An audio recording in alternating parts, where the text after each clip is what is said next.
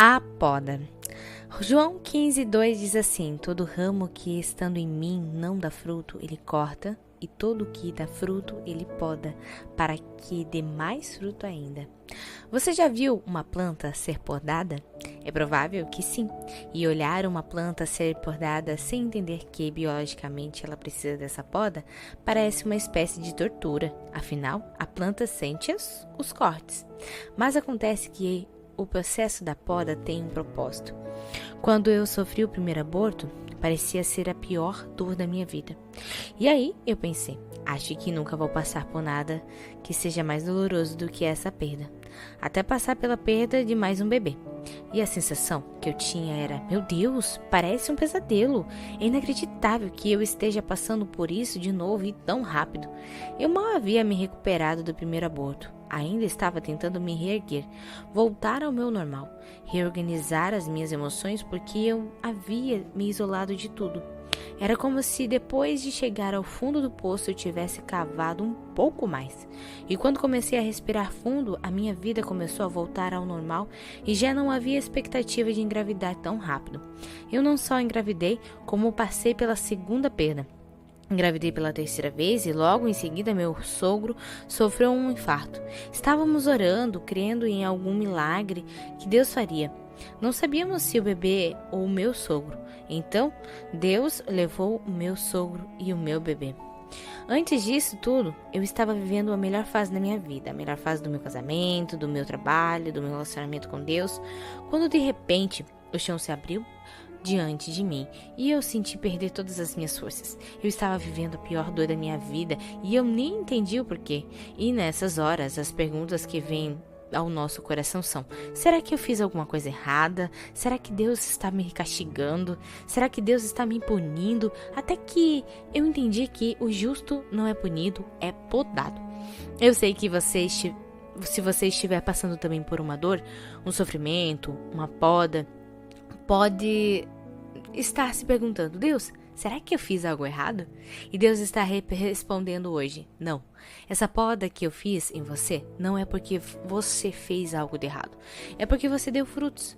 E como diz o texto de João 15, todo ramo que dá frutos, ele poda para que dê mais frutos. Então, essa poda não é porque você fez algo de errado. Essa poda é porque você fez algo certo. Você gerou frutos e agora é hora de subir de nível. E agora de gerar novos frutos. Então, se você me perguntar: Fábio, por que os justos sofrem?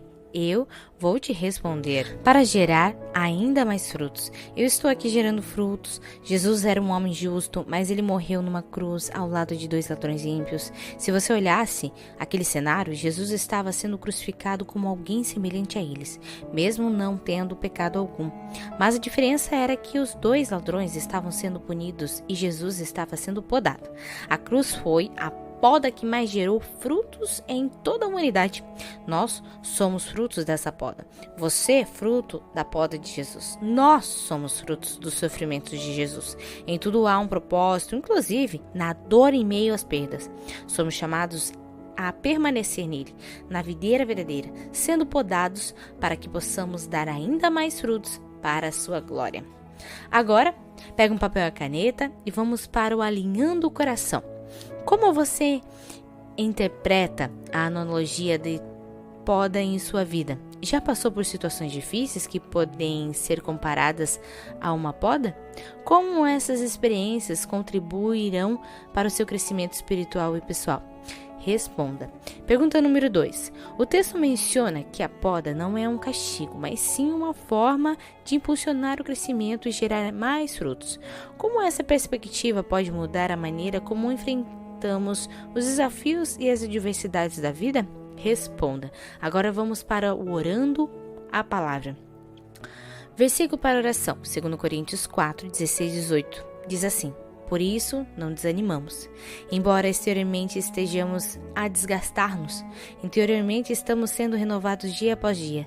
Pois os nossos sofrimentos leves e momentâneos estão produzindo para nós uma glória eterna que pesa mais do que todos eles. Assim, fixamos os olhos não naquilo que se vê, mas no que não se vê. Pois o que se vê é transitório, mas o que não se vê é eterno. Tire um momento de adoração, de oração e responda essas perguntas e até a próxima leitura.